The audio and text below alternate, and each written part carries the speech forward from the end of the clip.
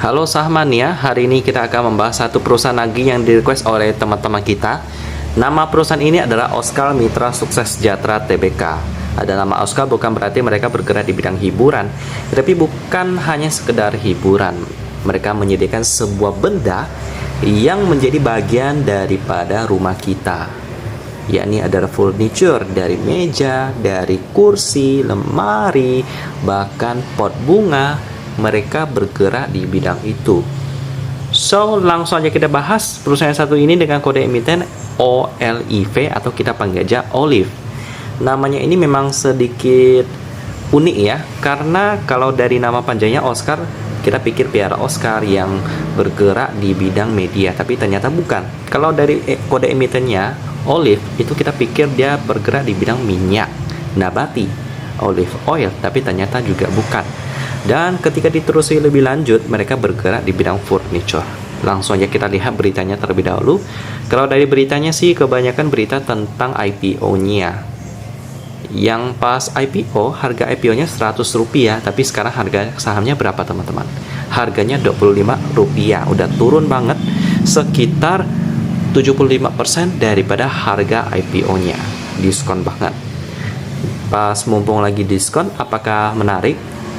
Kalau saya lihat sih masih belum terlalu menarik juga. Jadi langsung aja kita lihat sejarah perusahaan yang satu ini yang juga udah lama banget ya. Tepatnya pada tahun 84, Oscar Living memulai bisnis sebagai sebuah perusahaan keluarga yang dijalankan secara konvensional. Sejak awal didirikan sebagai bisnis, Oscar Living banyak mengandeng mitra UMKM Indonesia dan memasarkan produk-produk mereka di samping memberikan edukasi, memberikan bantuan modal, dan pengembangan produk yang diminati pasar pada saat itu. Jadi mereka ini bisa diibaratkan bekerja sama dengan UMKM untuk mengekspor produk-produk mereka.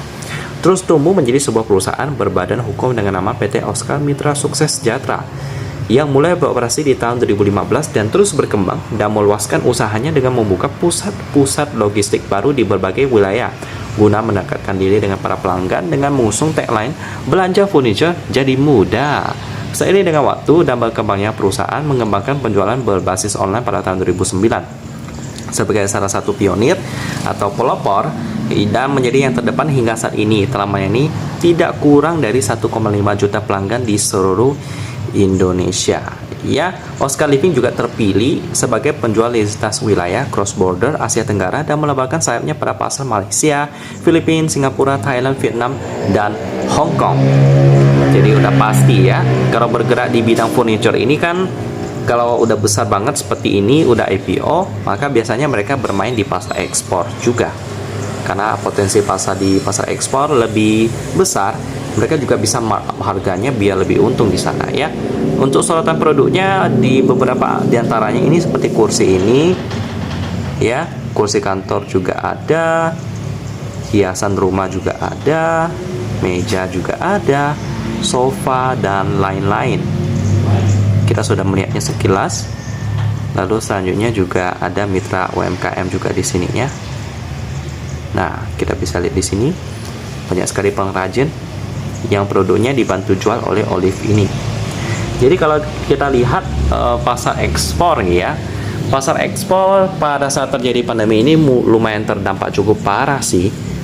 Apalagi produk-produk mereka ini kan menyasar di bidang furniture property yang juga cukup terdampak ya teman-teman.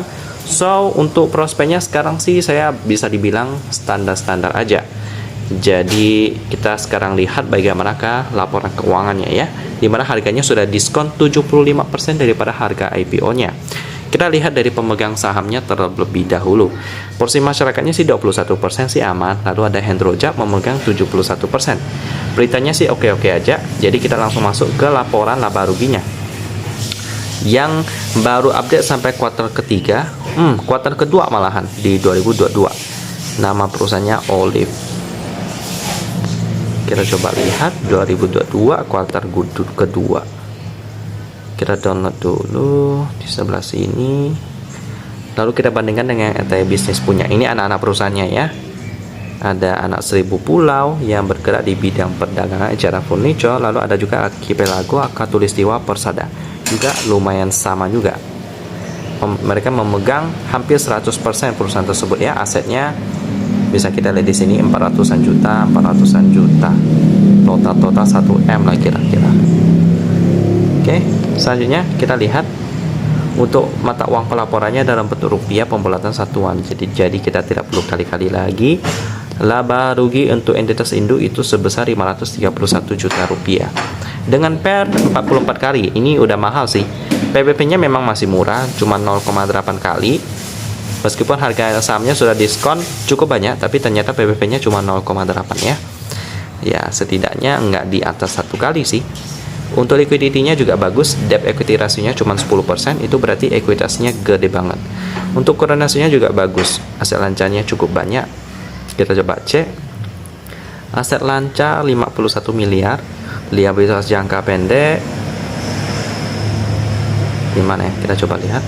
Nih, 2,7 miliar. Jadi perbedaannya jauh banget. Untuk transaksi hariannya cuma 48 juta rupiah sih, karena ya posisi publiknya sih lumayan besar 21%, tapi market cap-nya yang kecil cuma 47 miliar rupiah. Jadi itulah yang membuat Olive ini memiliki transaksi harian yang cukup kecil.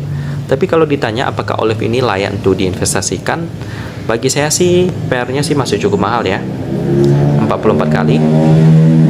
Kecuali kalau dia membukukan laba yang lebih besar masih oke nih. Kalau mau referensi lain di mana saham itu bergerak di bidang furniture, kayaknya sih nggak ada ya. Di dalam watchlist premium saya nggak ada perusahaan yang bergerak di bidang furniture, tidak ada teman-teman.